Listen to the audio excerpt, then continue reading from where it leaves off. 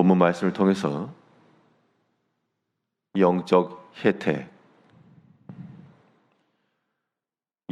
혜택이라는 제목으로 하나님의 말씀 증거하겠습니다. 이 혜택을 누린다는 것은 어떠한 사람이 그런 권리를 갖는가 하니 무엇인가에 대한 소유권이 있어서 그 접근이 용이할 때 그에 대한 혜택을 누리는 겁니다. 권리를 갖고 있지 못하거나 가까이 있지 못하면 아무리 좋은 것이 있어도 그것을 나의 것으로 또 우리 개개인의 삶 가운데서 그것을 이용하거나 활용할 수가 없을 것인데, 그런데 그것을 나의 소유로 삼고 또 가까이 있을 때는 그것에 유익한 것을 다 누릴 수가 있는 겁니다. 이제 우리가 이런 영적인 혜택을 누리려면 우리가 영적인 면에서 무엇을 소유하고 또 무엇을 가까이 할 때 그때 어떠한 혜택이 우리에게 주어질 것인가? 오늘 본 말씀을 통해 살펴보게 되면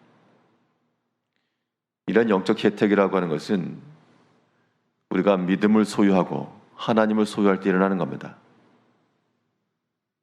그 소유된 것에서부터 우리에게 유익함이 주어지기 때문인데, 결국 우리가 믿음을 소유하고 있고 하나님을 가까이 하고 있다라고 하는 것이 우리에게 큰 영적 혜택을 주기 마련인데, 그 가운데 먼저는 하나님의 지켜주심이 있다는 겁니다. 하나님이 지키신다라고 하는 것은 우리가 인지하지 못하는 경우가 많은데요, 뭐와 같은가 하니 우리가 국가의 여러 제도와 안보와 경제의 그러한 체제 속에 있게 되면 실상은 그것이 우리를 지켜주고 또 우리의 유익한 것인데, 근데 많은 사람들은 그것을 알지 못합니다. 당연한 권리쯤으로 알지만 어떻게 보면 국민의 권리이기도 하고 또한 받고 있는 큰 혜택이기도 하는 겁니다. 우리가 믿음 안에 거하고 하나님을 가까이 할 때 하나님께서는 우리를 또한 지키시고 우리가 의지하는 그 발을 멀리하지 않으신다는 겁니다. 오늘 본문 9절에서 오직 주께서 나를 모태에서 나오게 하시고 내 어머니의 젖을 먹을 때에 의지하게 하셨나이다. 내가 날 때부터 주께 맡긴 바 되었고 모태에서부터 나올 때 주는 나의 하나님이 되셨나이다. 어머니의 젖을 먹을 때부터 의탁한 바가 되었고 또 그때부터 나의 하나님이 되셨나이다. 나의 하나님이 되셨기 때문에 하나님이 나의 하나님이요, 나의 소유권이기 때문에 그 하나님께로부터 하나님을 의지하고 또 하나님의 지켜주심을 받는다는 겁니다.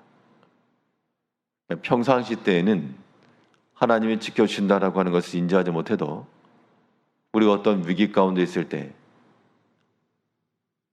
큰 해를 당하지 않고 원수로부터, 우리가 여기서 말하는 원수라고 하는 것은 우리가 만날 만한 시험인데, 시편 22편에 나오는 이 내용이 이 시편 기자가 처한 극심한 혼란과 고난과 이런 모든 것 속에서 그래도 내가 의지할 바는 하나님밖에 없습니다라고 하는 신앙 고백인 겁니다.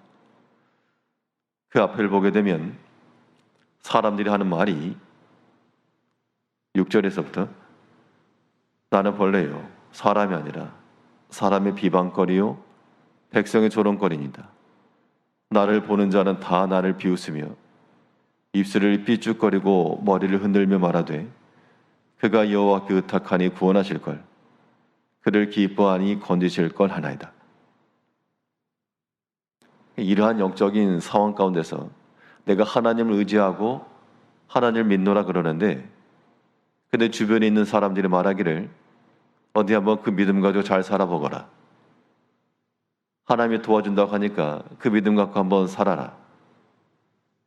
이러한 때 그때 이 굉장히 어렵고 극심한 환난 중에 있었지만 하나님을 나의 하나님으로 모시고 살았던 이 시편 기자 입속에서는 비록 저들이 나를 비방하고 입술을 비쩍거리며 믿음에 관한 일을 모독하며 말하지만 그러나 나는 모태에서부터 나올 때부터 어머니의 젖을 먹을 때부터 어린 아이 상태라고 하는 것은 뭐 분별력도 없고 알지 못하는 그런 때인데 그런 때에도 이미 하나님이 나의 하나님이 되셨고 나를 지키셨다라고 하는 것을 지금 말하고 있는 겁니다. 다른 사람들의 비난과 비방에 굴하지 않겠다는 것이죠. 우리가 믿음 안에 살아간다 할 때 이것이 우리의 큰 영적 혜택입니다.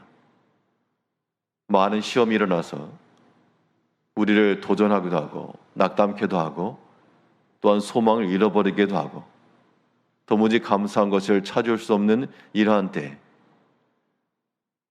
내가 어릴 때부터 내가 어떠한 선한 것과 악한 것을 인지하기 전부터라도 하나님께서 이미 나를 안아주시고 나를 지켜주시고